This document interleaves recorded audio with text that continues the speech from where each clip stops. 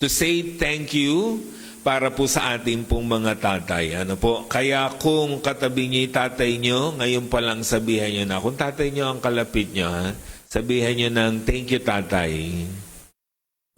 Kung kalapit niyo, ano, sabihan niyo na agad, thank you po sa inyo. Ayan. So, mahalaga yon.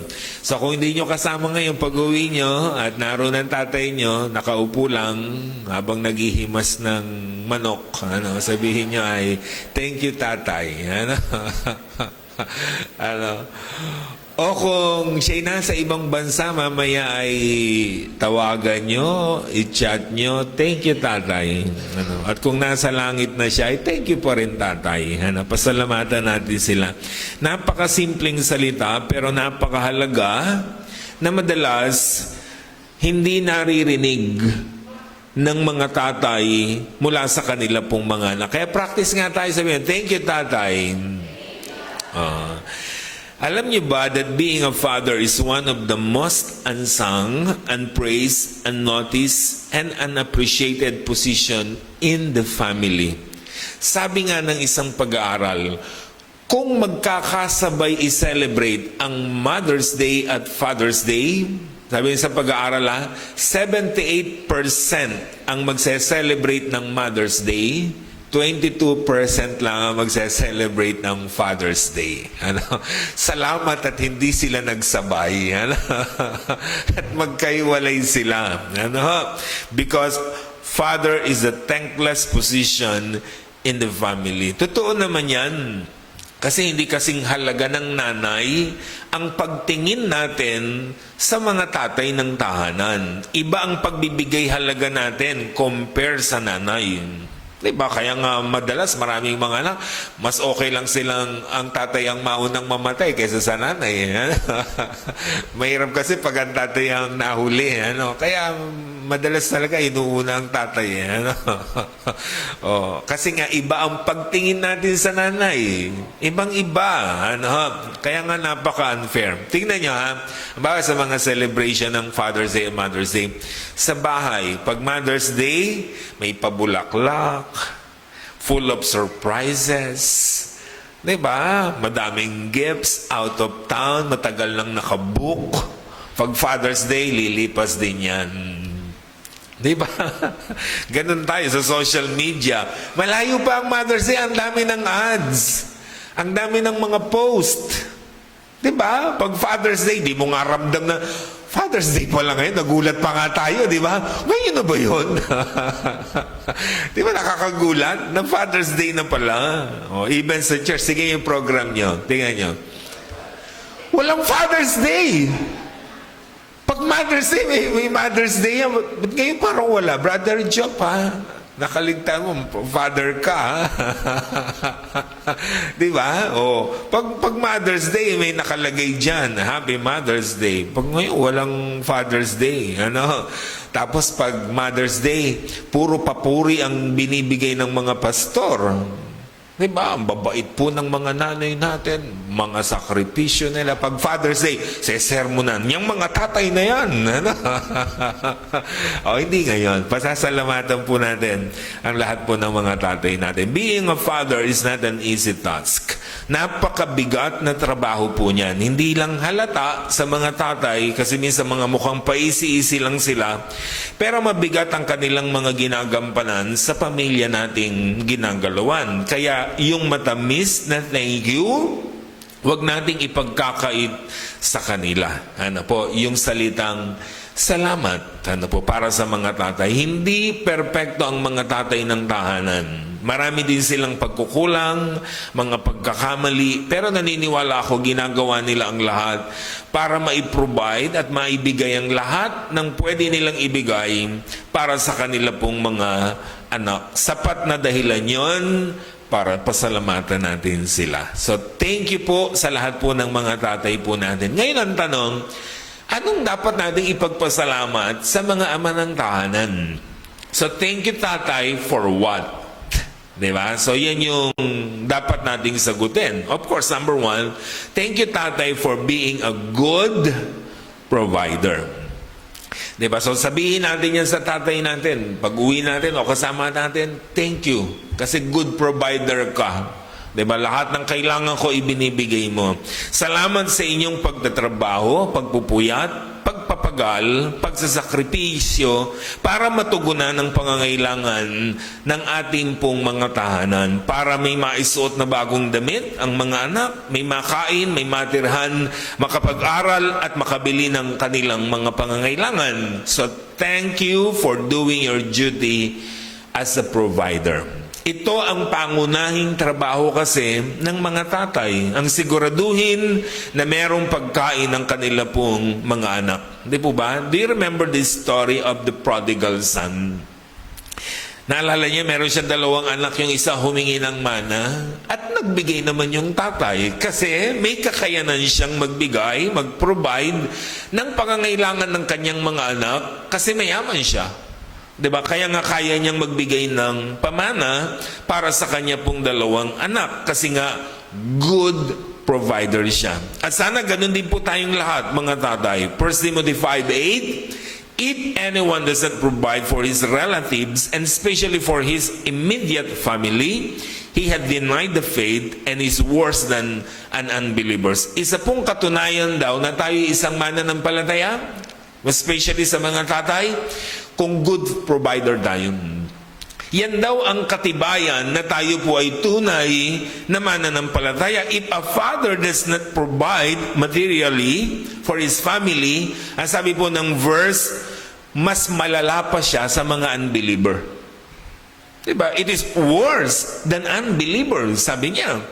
Mas malala ka pa sa hindi mananampalataya kung hindi ka nagiging good provider, hindi ka naging good provider ng iyong tahanan. Kaya saludo po tayo sa mga tatay na kayod marino, ginagawang araw ang gabi, at nagsusunog ng kanilang mga balat sa init ng araw, puyat at pagod, para lamang po maiprovide ang pangangailangan ng kanila pong mga anak. Yung iba naman nagtitiis sa ibang bansa na malayo sa atin para lamang maisiguro na meron silang maipakain, maibigay sa atin na kanila pong mga mahal sa buhay. 2 Korinto 12:14, ang sabi roon, ang mga magulang ang dapat mag-impok para sa mga anak, hindi ang mga anak para sa kanyang mga magulang.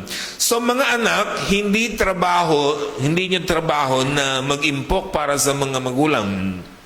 Trabaho yun ng tatay, trabaho yun ng mga magulang. Sila ang nagpo-provide para sa kanila pong mga anak. Kami ang may responsibilidad nun. Pero siyempre, kagalakan ng magulang na kapag nagbaligtad ang sitwasyon, kami naman ang matanda, kami naman ang mahina, sumusukli kayo sa amin, kagalakan yun, pero hindi nyo obligasyon yun. Kasi obligasyon talaga yun ng magulang para sa kanyang mga anak. Diba? Ngayon kung dahil pinalaki namin kayo ng mabuti, ng tama, sumusukli kayo, kagalakan naman namin yun. Katuwaan naman namin yun na kayo marunong sumukli. Nakakalungkot yung maraming mga bata, pinagkakakitaan ng magulang. Diba? Sa halip na isa eskwelahan pumasok ngayong school year, ang bit-bit ay kalakal. Diba? Habang ang nanay ay pabisyo-bisyo lang kasama ng tatay, yung mga batang paslit ang naghahanap buhay. Wala silang karapatan na batiin ng Happy Father's Day kasi hindi sila nagiging good provider ng kanilang mga tahanan. Kaya alam niyo yung RH bill, of course, meron siyang dark side, pero meron siyang good side. Hindi pinagbabawalan ang mga Filipinong mag-anak. Diba? Ang ipinagbabawal, ipapasa natin ng kahirapan sa kanila. Diba? Kailangan kasi, yung iaanak mo lang, yung kaya mong buhayin. Kaya mong sustentuhan, kaya mong pakainin. Ngayon, kung mag-aanak ka na mag-aanak, ipapasa mo lang ang kahirapan sa kanila, malungkot yun. Kasi nga, trabaho natin bilang mga magulang, lalo na po ng mga tatay, ang maging good provider tayo. So sa lahat po ng tatay na nagiging good provider, saludo po kami sa inyo. Maraming salamat. Another, thank you tatay for being a good protector.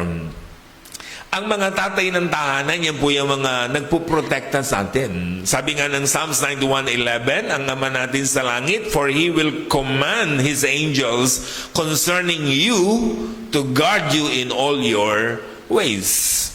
Kaya nga dyan nagmula yung kasabihan ng mga Filipino na meron tayong anghel de la guardia.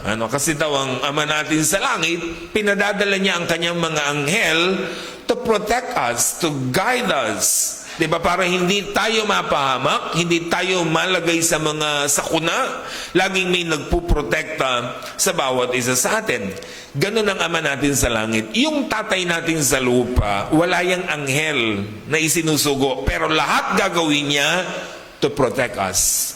Lalo na kung babae ang anak niya, naku po, napakagrabing niyan, magprotekta. Kaya alam niyo yung mga anak, kung naghihigpit ang tatay niyo sa inyo, huwag kayong magagalit. Alam niyo kung ba't kayo pinuprotektahan?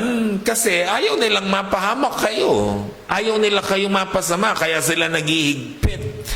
Diba? Kasi baka malagay ka sa mali. Diba? O kaya naman ay hindi ka makatapos ng pag-aaral dahil mabarkada ka, o kaya ay bigla ka na lang mabuntis o makabuntis. Kaya napakahalaga nung pagpuprotekta ng mga magulang, lalo na ng ama ng tahanan. So kaya salamat sa pagprotekta nyo sa amin physically.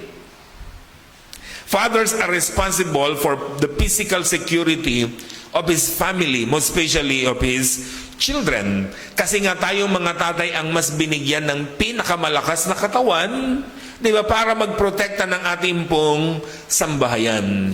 Malungkot yung pag may sakuna, una pag nananakbo yung tatay. O kaya bigla may kumakaluskos yung nanay ang lumalabas, yung tatay ay hindi. Dapat tayong unang lumalabas, tayong nagpuprotekta physically ng ating pong tahanan. Thanks for protecting us spiritually. Alam mo, isa sa pinakamagandang protection na pwede nating maibigay sa ating mga anak spiritually, when we pray for them. Pinagpe-pray natin sila. Yan ang pinakamagandang protection. Kilalang kilala natin ang mga nanay na prayerful.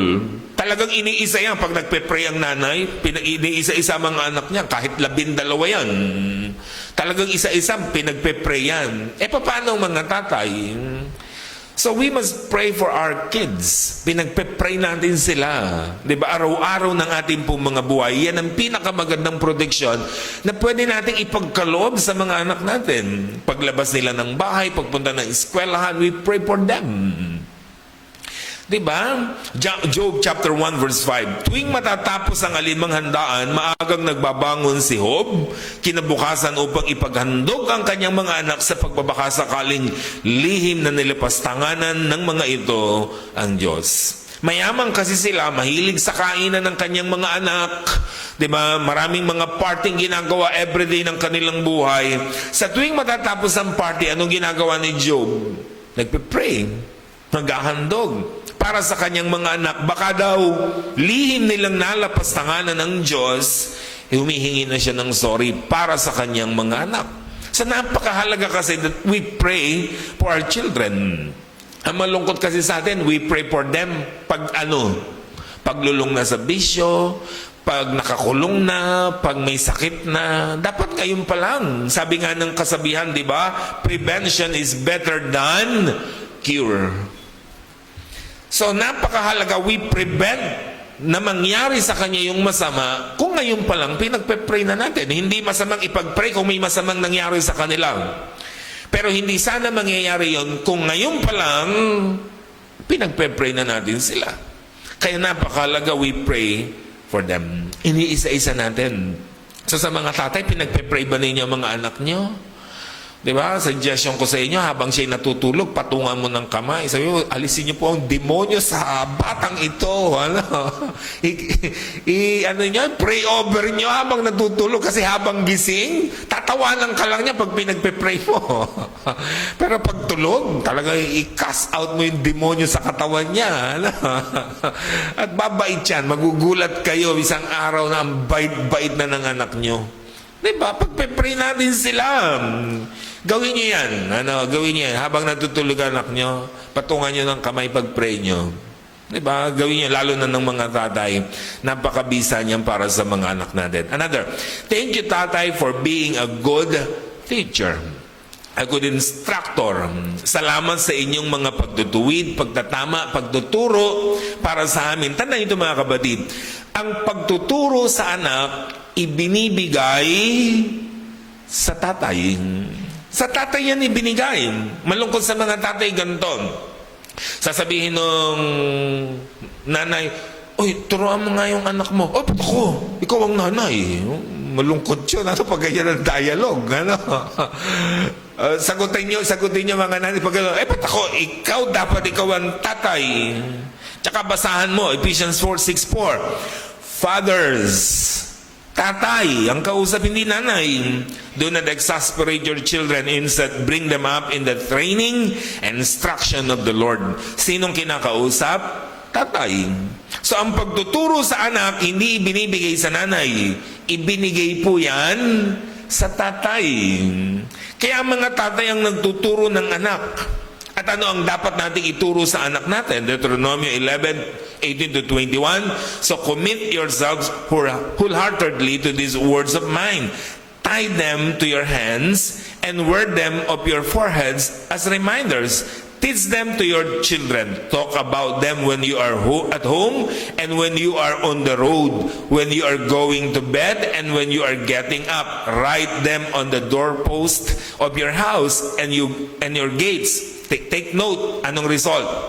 So that as long as the sky remains above the earth, you and your children may flourish in the land the Lord swore to give you, your ancestors. Kausap ang mga lalaki ng Israel, most especially tatay, sabi ng Diyos sa kanila, eto ang gawin nyo. Turuan nyo ang mga anak nyo. Ipaalala nyo sa kanya ang mga laws na ibinigay ng Diyos sa inyo. Yan ang kailangan ninyong matutunan. Paano yun? Sabi niya, kayo muna. Kayo muna ang mag-aral ng law, ilagay nyo yan sa isip nyo, sa puso nyo, isulat nyo yan. Sabi niya, sa inyong dibdib, sa inyong mga puso, kabisaduhin nyo yan, basahin nyo yan, ilagay nyo sa inyong kaisipan. Then, sabi niya, ituro nyo sa anak nyo. Nasan man kayo, naglalakad man kayo, papasok kayo, o whatever anong ginagawa nyo, uupo, tatayo, hihiga, ituro nyo sa anak nyo yan. Then, anong sabi ng talataan? Anong mangyayari daw? You will flourish. Meaning, you will be prosperous. Magiging masagana ang iyong buhay. Kawikaan 13:1, ang anak na may unawa, nakikinig sa kanyang ama. Ngunit walang halaga sa palalo ang paalala sa kanya. So kapag tayo raw po ay mga magulang, di ba, nagtuturo ng mga anak, anong gagawin niya? Dapat nakikinig. Dapat sumusunod. Ngayon kung ikaw ay palalo, sabi ng verse, hindi niya pinahalagahan yung mga turo at paalala ng kanyang mga magulang. Both are important. Giving instruction and obeying the instruction.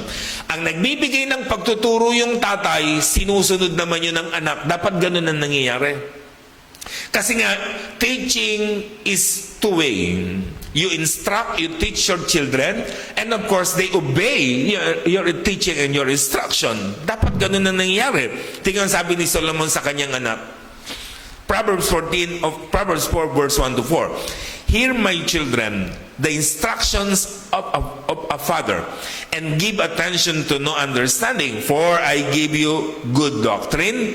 Do not forsake my law. When I was my father's son, tender and the only one in the sight of my mother, he also taught me and said to me, let your heart retain my words, keep my commands and live. Nakita niyo yung sinasabi ni Solomon. Anak, sabi niya, makinig ka sa sinasabi ko. Kasi nung ako'y bata pa, anak pa ng tatay ko, sabi niya, tinuturuan din niya ako, nakikinig din ako sa kanya. Nakita niyo? Inaralan ako, tinuruan ako ng tatay ko, nakinig ako sa kanya. Ikaw naman ang anak ko, tuturuan kita, makikinig ka sa akin. Kasi yun ang responsibilidad ng mga tatay. So napakahalaga, kaya mga tatay, kinakausap niyo ang mga anak niyo. Mahalaga yun, kinakausap ang mga anak. Ano po, ang tanong lang ay gusto ba kayong kausap ng anak nyo? Minsan ganun ang problema. Sabi kasi nung bata, yung mga anak, kaya ayaw nilang kausap ang tatay, dalawang bagay lang raw ang ginagawa ng tatay sa kanya. Kung hindi uutusan, pagagalitan. Di ba? Ganun lang ang alam ng tatay. Ano? So dapat kinakausap to instruct them kung ano ang dapat, kung anong tama. Kawikaan 15:5, di pansin ng mangmang ang turo ng kanyang ama, ngunit dinirinig ng may isip ang paalala sa kanya. Kapag ang anak mo'y matuwid, mabuti, makikinig yun sa atin. Psalm 78:5-6, for he issued his laws to Jacob, he gave his instruction to Israel. He commanded our ancestor to teach them to their children, so the next generation might know them, even the children not yet be born. And they in turn will teach their own children. Nakita nyo yung process? Yung tatay tuturuan yung anak tuturuan uli yung anak niya, yung anak tuturuan uli yung anak niya. Diba? Sabi ng verse, and yet to be born. Hindi pa ipinapanganak, may garantiya na merong magtuturo sa kanya. At sino yon? Yung kanyang tatay. Kaya napakahalaga niyan mga tatay, tinuturuan ng mga anak. At isa sa mga tinuturo natin sa kanila ay yung salita ng ating pong Panginoon. Thank you, tatay, for being a good disciplinarian. Ito ang malaking problema ngayon, nagbago yan eh. Noon kasi talaga ang mga anak masunurin sa tatay. Kasi disciplinarian talaga mga tatay eh. Diba mga tatay noon talagang kung anong madampot yan, uubusin sa katawan mo. Diba ganyan ng mga tatay. Ngayon, ang babait na ng mga tatay eh. Ano? Sila pa ang yumuyuko sa mga anak ngayon eh. Ano? Masunurin sa mga anak niya ngayon. Ano? Baligtad eh. Ano? Dapat tayo ang nagpapasunod ng ating pong mga anak. Ano po? Kasi marunong tayong magdisiplina, mangaral, magtuwid ng ating pong mga anak. Ang tatay na marunong mamalo, magdisiplina, mangaral sa anak, dapat pinasasalamatan. Diba dapat pinasasalamatan yun? Proverbs 29:17, discipline your children and they will give you peace of mind and will make your heart glad. Ganda-ganda ng verse. Sabi niya, disiplinahin mo ang anak mo at ang ibibigay niya sa iyo dalawang bagay, peace of mind and gladness in your heart. Kagalakan ng iyong puso at kapayapaan ng iyong isip. Sino raw ang magbibigay nun? Yung anak na dinisiplina. Pero yung anak na hindi dinidisiplina, hindi itinutuwid, lalaking mga palalo, lalaking pasaway, anong bunga niyan sa buhay natin? Kaguluhan ng isip, kalungkutan ng ating pong mga puso. Kaya napakahalaga, marunong tayong magtuwid, magdisiplina ng ating pong mga anak. Sabi nga ng mga tao, mga kasabihan nila, pag hindi raw marunong magdisiplina ng anak ang magulang o ang tatay, maghanda na kayo't mag-ipon ng maraming pera. Pampiyansa, pang-areglo, at pangtubos sa morgue. Maganda-handa na. Pero ang tatay daw na marunong magdisiplina ng anak, ang ibibigay niya sa iyo, kagalakan ng iyong puso at kapayapaan ng iyong isip. Proverbs 13:24, he who spares his rod hates his son, but he who loves him disciplines him promptly. Yun daw tatay o magulang na nag-uurong ng pamalo sa kanyang anak. Ano raw yun? Hindi niya mahal ang anak niya. Diba? Pero yung tunay na nagmamahal daw sa anak, itutuwid niya, didisiplinahin niya ang kanyang anak. Kaya sabi nga nung mga matatandang ministro dati, pag inihamba mo ang pamalo, ihampas mo. Ano? Huwag mong iuurong. Ano? Kasi para yun sa kanyang ikabubuti. Tiyakin mo lang walang camera. Ano? Baka ma-video kayo. Ano? Delikado rin. Colossians 3:21, mga ama, huwag ninyong kagagalitan ng labis ang inyong anak. Baka manghina ang kanilang kalooban. So sabi naman, di ba, ituwid nyo. Diba? Pero, wag mong hayaan na sumama ang loob niya sa iyo. Kaya alam niyo, ang mga tatay dapat balanse rin. Marami kasing tatay, puro galit lang sa anak. Dapat balanse. Marunong kang pumalo, marunong kang yumakap. Marunong kang manermon, marunong kang mamuri. Di ba? Binabalanse natin ang buhay. Or else, kung lagi ka lang palo, lagi ka lang galit, lagi ka lang pangit ang sinasabi mo sa kanya, sasama lang ang loob niya sa'yo. Magkikimkim lang yan ng sama ng loob. At balang araw, sasabihin niya, makakabawi rin ako sa'yo, tatay. Di ba? Malungkot yung ganong mga bagay. Pero, kung tayo pinagiging balanse sa buhay na ito, kaya sabi niya, di ba, mga ama, huwag ninyong kagagalitan ng labis ang inyong anak, baka manghina ang kanilang loob. Baka sumama ang loob sa'yo, ma-discourage sila, hindi na nila ipursuan kung ano mga gusto nila sa buhay. Kaya dapat binabalanse yan. Sabi nga sa inyo, kung marunong kayong mamalo, marunong kayong yumakap. Kung sinesermonan nyo siya, pinupuri din ninyo kung meron siya magandang ginawa. Ganun ang dapat ginagawa ng mga magulang, lalo na po ng mga tatay. And of course, thank you, tatay, for loving me. Diba? Yung mga tatay na mapagmahal sa mga anak, at wala namang duda, mahal naman natin ang mga anak natin. Di po ba? Napakahalaga na pinasasalamatan yan. Ano po, alam nyo kung minsan ng mga tatay, totoo yan, mahal na mahal niya ang mga anak niya. Madalas, hindi lang niya alam how to express it. Diba? Kasi mga tatay minsan talaga mga bato yan. Ano? Pero yung pagmamahal nila, madalas, idinadaan lang sa palo, sa pagbubunga nga, diba? Sa galit. Pero ang ibig sabihin nun, mahal ka niya. Ba't ba siya nagagalit? Kasi may mali kang ginawa. Diba? So pagmamahal yun. Diba? Hindi lang niya alam how to express, diba? Yung pagmamahal na yun. And one of the best way to love our children is to love their mother first. Dapat nakikita nila na mahal natin ang kanila pong nanay. Yan naman ang bilin sa atin, di ba? Bilang mga tatay. Episode 5:28. Dapat mahalin ng mga lalaki ang kani-kanilang asawa. Meaning, dapat mahalin ng tatay ang nanay ng kanyang mga anak. Yan ang napakahalagang ginagawa dapat natin. 'Di ba? Ang pagkaibigin ng asawa, 'di ba? Ang nanay ng ating pong mga anak. 'Di ba? Kaya napakaganda ng salitang asawa.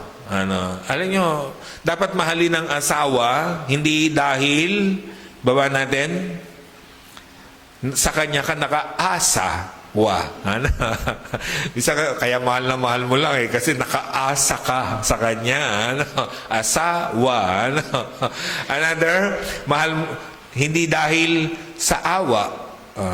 Hindi mo siya mahal dahil naawa ka lang sa mga anak mo. Ano po? Or, sawa ka na. Ano? Huwag naman. Ano? Isang ganun na nangyayari. Ano po? So, napakahalaga niyan. Sabi naman ng iyo, paano ko naman, brother, hindi ka magsasawa sa asawa ko? Ibang-iba na ang itsura ngayon. Ano? Isang ganun, ano?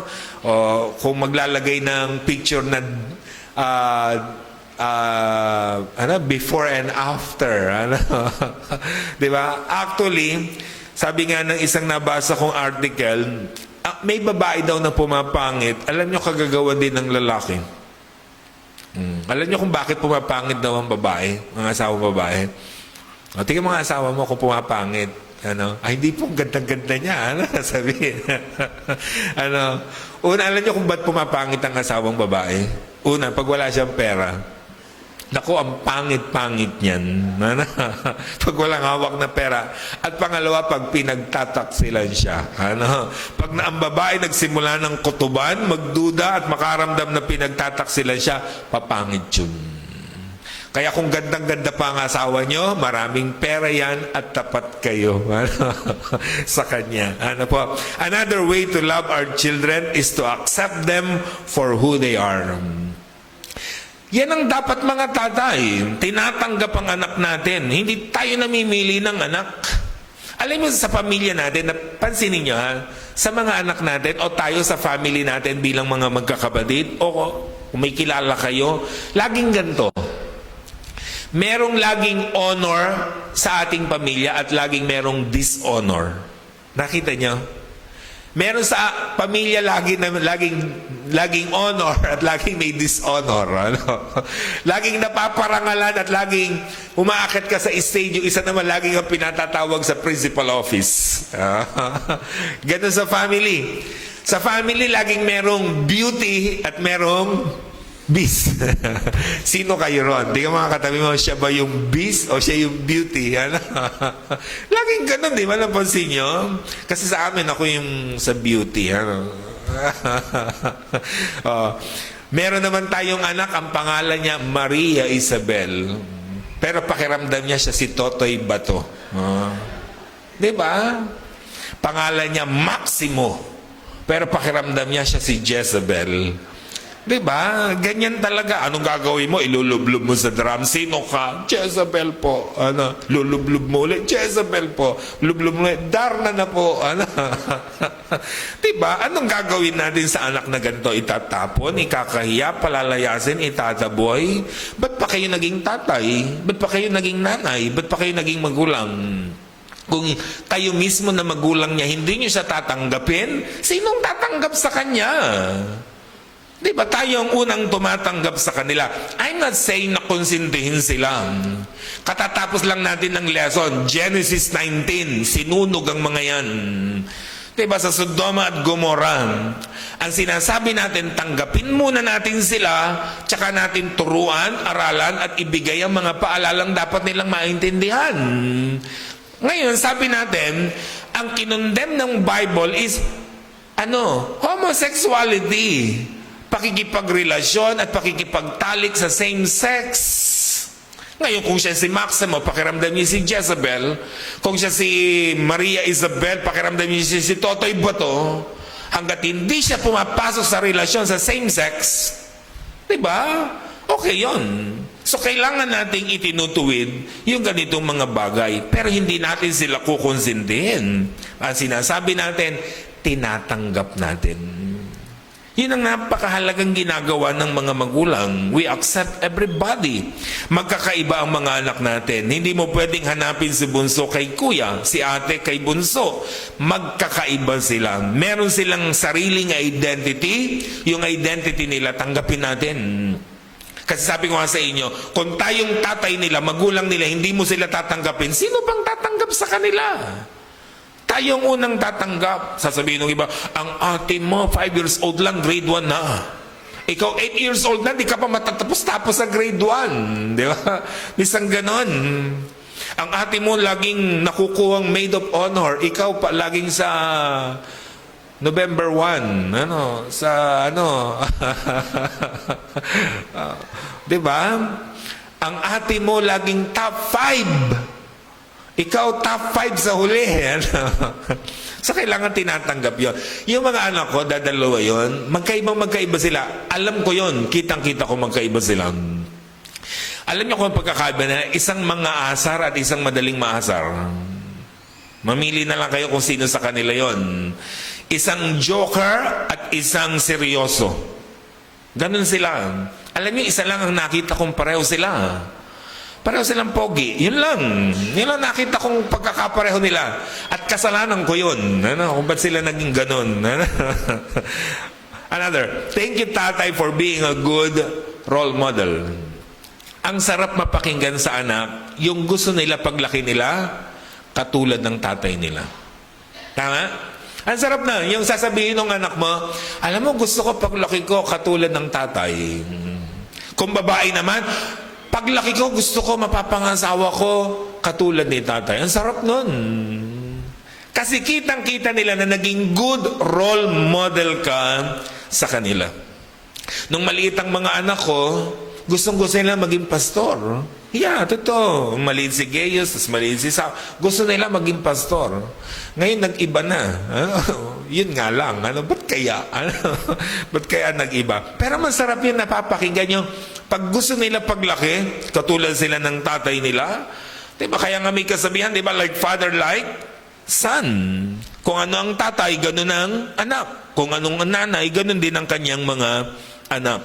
So napakahalaga niyan na dapat nating natututunan. Yung tayo po ay nagiging good role model sa ating pong mga anak. Kaya lahat gagawin natin para maging mabuting halimbawa tayo sa kanila. Kaya ang goal natin bilang tatay, yung sabihin ng anak natin, gusto niya paglaki, katulad siya ng tatay niya. Tumayo tayong lahat, mga kapatid. lahat tayo, most especially lahat ng may mga tatay pa, bumabati tayo palagi ng Happy Father's Day sa mga tatay natin. Tanong, happy ba talaga ang tatay nyo? Sasabihin mo, Happy Father's Day. Naging happy ba talaga siya? Masaya ba talaga siya sa iyo na kanyang anak? 'Di ba? So simple lang para siya mapasaya ngayong Father's Day. Sabihin mo lang sa kanya ang pinakamatamis mong salamat. Diba? Sabihin mo lang, thank you, tatay. Sabay-sabay tayo, thank you, tatay. So sa lahat po ng mga tatay, happy Father's Day po sa inyo. Pwede ba nating handugan ng malakas sa palakpak ang ating pong mga tatay habang sila'y lumalapit sa ating pong box. Ayan. So diyan, tawagan po natin ang mga tatay po natin. Meron po kayong mga sobre, pwede po kayong pumunta sa harap, ihulog ang inyong mga sobre. Tapos huwag kayong alis, magpe-pray po namin kayo. O, dito lang po kayo sa harap. Yan po yung ipangbibili natin ng regalo next year. Ano? Ayan. Ulit po, palakpakan natin ang mga tatay po natin. So kung merong gustong bumati sa tatay niya, pwede kayo pumunta sa harap, batiin niyo. Baka meron kayong gustong ibigay. Pasalamatan natin ng Panginoon sa ating po mga tatay nito. Let's pray. Lord, thank you po sa mga ama na ibinigay po ninyo sa amin. Hindi man sila katulad ng aming ama na nasa langit. Alam po namin na ginagawa nila ang lahat ng kanilang magagawa para sa mga anak nila at sa pamilyang ipinagkatiwala po ninyo sa kanila. Kaya salamat po sa mga tatay na ito na patuloy na nagsasakripisyo, gumagawa ng kanilang katungkulan para maihatid ang mga anak nila sa pinakamabuti at pinakamagandang kalalagayan. Ang prayer po namin sa inyo, Panginoon, patuloy niyo po silang palusugin, palakasin ang katawan, pahabain ang kanilang buhay, pasaganain ang kanilang mga ginagawa at pagtagumpayin ang kanila pong mga paghahanap buhay upang sa gayon laging merong pong kasaganaan ang sambahayan na kanila pong pinaglilingkuran. Ang prayer po namin sa inyo, Panginoon, huwag niyo po silang pababayaan, sasamahan sila araw-araw ng kanilang buhay at tulungan niyo po ang kanilang mga anak na sa simpleng mga kaparaanan ngayong araw po na ito, mahandugan nila ng taus-pusong pasasalamat ang kanilang mga ama ng tahanan. Muli po ang blessing po ninyo sumagana sa kanila in Jesus' mighty name. Amen. Amen po and happy Father's Day po.